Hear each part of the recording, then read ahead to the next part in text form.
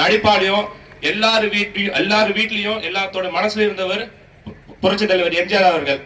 அவர்தான் திமுக கட்சி வளர்றதுக்கும் சரி, திமுக கட்சி வெற்றி பெறதுக்கும் சரி ஒரு முக்கிய காரணமா இருந்தவர் அப்படின்னு பேரவை அண்ணா சொல்லியிருக்காரு. அப்படியேப்பட்ட எம்ஜிஆரே கூட 1972ஆம் ஆண்டு அக்டோபர் மாசம் 10ஆம் தேதி அந்த கட்சியை விட்டு நீக்கிட்டாரு அன்னைக்கு முதலமைச்சர் மு கருணாநிதி அவர்கள். நீக்கிய 7வது நாளே அனைத்து இந்திய அண்ணா திராவிட முன்னேற்ற கழகம் என்ற ஒரு கட்சியை தொடங்கி அடுத்து வந்து ஒரே வாரத்துல காஞ்சிபுரத்துல முதல் கூட்டத்துல பல லட்சம் மக்களை திரட்டியவர் புரட்சி தலைவர் எம்ஜிஆர் அவர்கள். சரி, அது முடிஞ்சு 6 மாத கால இடைவெளியில திண்டுக்கல் இடைத்தேர்தல் வந்தது. திண்டுக்கல் இடைத்தேர்தல்ல அன்னைக்கு ஆளுங்கட்சி திமுக பொன் முத்துராமலிங்கத்தை அறிவிச்சாங்க. காமராஜர் தலைமையில காங்கிரஸ் கட்சியும் வேட்பாளர் அறிவிச்சாங்க. இந்திரா காங்கிரஸும் வேட்பாளர் அறிவிச்சாங்க. எம்ஜிஆர் என்ன வேட்பாளர் அறிவிப்பாங்களா மாட்டாராப்பா, என்னப்பா பண்ணுவாங்க நினைச்சாங்க. சொன்னது போல எம்ஜிஆர் வேட்பாளர் அறிவித்தார். ஆனா அன்னைக்கு நம்மளுக்கு சின்ன எதுவுமே கிடையாது. 1973ல அப்ப நம்மளுக்கு முதல் முறையா ஒரு செடியில இருந்து துளுக்குற இலை மாதிரி இரட்டலையை தேர்ந்தெடுத்தார் எம்ஜிஆர்.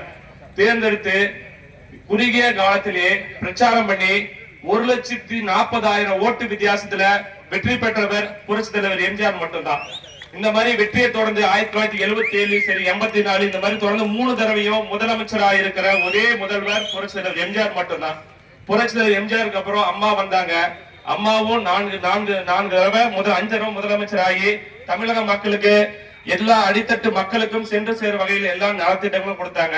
அம்மாவோட மறைவுக்கு பின்னாடி அண்ணன் எடப்பாடியாரும் மக்களுக்கு அடித்தட்டு மக்களுக்கு என்ன தேவை என்பதை அறிந்து அதற்காக செய்தவர் அண்ணன் எடப்பாடியார் அவர்கள். ஒன்னே மட்டும் சொல்லிக்கிறேன், நான் பல தடவை இந்த தேர்தல் பிரச்சாரத்துல சொன்னேன், இவங்க நீட் தேர்வு ஒழிக்கிறேன் பொய் சொல்றாங்க, ஆனா எந்த சூழ்நிலையும் அவங்க ஒழிக்க மாட்டாங்க அப்படின்னு. அதற்கு சாட்சியாவே இன்னைக்கு இருக்கிற திமுகவின் முதல்வர் சட்டமன்றத்திலே சொன்னார் எங்களால ஒழிக்க முடியாதுன்ட்டு. ஏன்னா அவங்க 520 வெறும் பொய்யான வாக்குறுதிகளை மட்டுமே கொடுத்து ஆட்சிக்கு வந்தவங்க.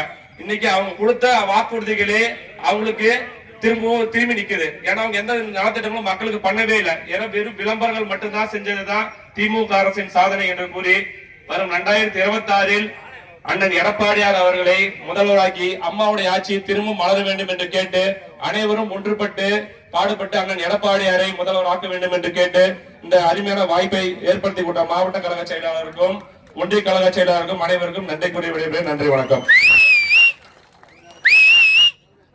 காரைமலை ஒன்றிய கழக செயலாளர் சிறப்புரையாற்றுவார்.